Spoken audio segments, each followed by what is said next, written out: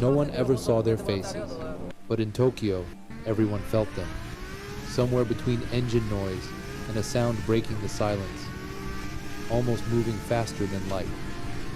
I'm Alderic, and the first time I heard about them, it felt like hearing a rumor from the underworld. Something half legend, half confession. But I remember the sound. Not just the roar, but the silence that came right after it passed. Tokyo at night felt like a secret. A highway drawn in lights, and somewhere out there, a group of shadows refused to slow down. They didn't drift. They didn't flex. They disappeared. Fast enough to vanish from police scanners, and soft enough to haunt your memory like a dream you were never supposed to see. Their cars weren't built for show. They were tuned to break more than speed limits, to break what people believed was possible, for rituals of precision at 300 kilometers per hour, on roads that blurred the edge between discipline and obsession.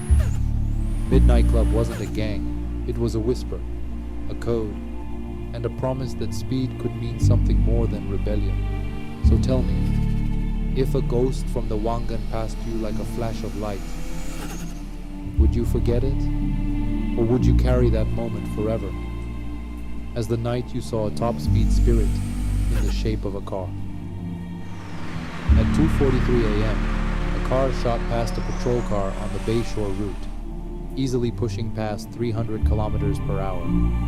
The officers didn't chase. They didn't even turn on the sirens. That car had vanished before, and always would. It belonged to something faster than law. A code, a ghost, a warning whispered in the sound of tires tearing silence apart. The Midnight Club had one rule stronger than speed. If your driving endangered anyone else, you were out. Immediately. No second chance. It wasn't just for safety. It was for something cleaner, sharper, purity. They weren't playing with death. They were dancing with it.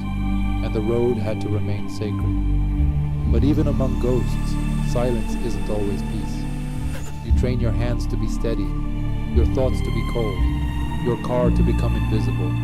But somewhere along that coastal expressway outside Tokyo, you start hearing things that aren't your engine. Whispers, echoes, not of fame, but of the weight it takes to stay forgotten. Because purity isn't loud. Discipline doesn't leave skid marks. And the most dangerous thing on the road isn't speed, it's attention. Every night they returned to the highway, they weren't chasing time, they were protecting a boundary between myth and noise, between obsession and ego. So maybe the real question is, how long can you stay loyal to something no one else is allowed to see? It wasn't the speed that made them dangerous. It was what they refused to become. In the summer of 1999, a car, not tied to midnight, but inspired by them, joined a high-speed race on Tokyo's Shuto-Kosoku Expressway. Somewhere along the route, something went wrong. The crash left 2 civilians injured. No member of the club caused it, but the myth was strong enough to take the blame. They gathered that same week. No press, no warning, no names, just a decision, in silence. Midnight was done, because their code was clear. If you ever endangered someone else, you were out. No matter how fast, no matter how loyal. It wasn't just a rule, it was a vow. A line drawn not on the road, but inside each driver. And now, that silence still echoes. Because how do you protect something pure when the world only sees the thrill? How do you stay true to a ghost when the legend refuses to disappear? They swore to disappear if anyone ever got hurt. But what if the silence they left behind was louder than the crash? Midnight vanished without a trace. No farewell, no explanation. Just the sound of engines that no longer came back. But the myth didn't die. It multiplied. It became what they feared most. A symbol without a code.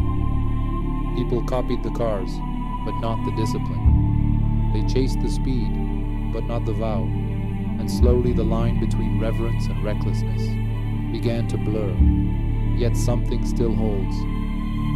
Somewhere in the night, there are still drivers who lift their hands in quiet ritual, checking tire pressure like they're tuning an oath, watching the highway not for cameras, but for meaning, because maybe the real legacy isn't in what they drove, it's in how they disappeared. The method, the restraint, the promise that purity doesn't need to explain itself, and some still carry that silence, like a weapon, with the safety on. Some say they vanished, but you can still feel them, in the chill before a straightaway, in the silence right after the revolution. The Wangan isn't empty, it remembers, not the noise, but the discipline it once held. You can almost see it.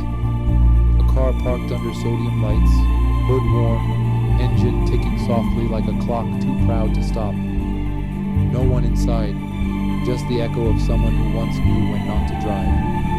They never gave interviews, never claimed a name, just one rule. If you hurt someone, you don't belong. That's what made them untouchable, not the speed, the silence. And now, some nights still carry that sound. Not loud, but loyal. So if something in you still moves, if there's a hum inside that won't shut off, like it, if this stirred something inside you. Follow if you still hear the rest of the noise, because the engine's still warm, and not every ending is a finish line.